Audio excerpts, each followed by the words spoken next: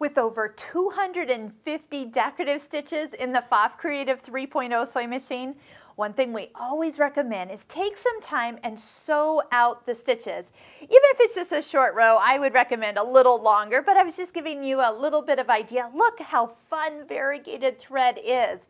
Take a stitch, put on the correct foot. If it needs some stabilizer, just a piece of fabric and stabilizer is kind of a nice way to make it like a little stitch book. And all you really have to do is take some time, and you can always use the start-stop button, and then that way you're not even having to hold your foot on the foot control. And then when you want the row to end, use the scissor button. The thread snips. It'll finish the pattern, lock it, cut the thread, and lift the foot up. So I love using that because it's so much easier.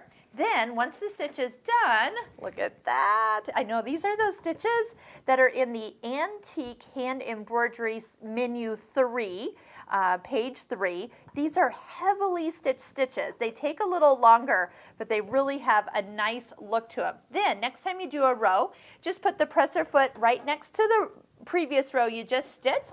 Push the start-stop button if you want.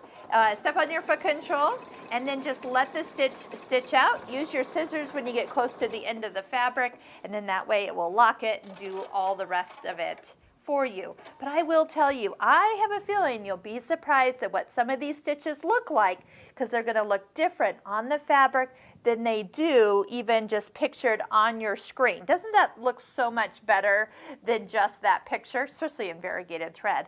Remember, that's actual size, so it is always fun to see what things look like when you stitch them out. Here's this one. When you see it on screen versus on fabric.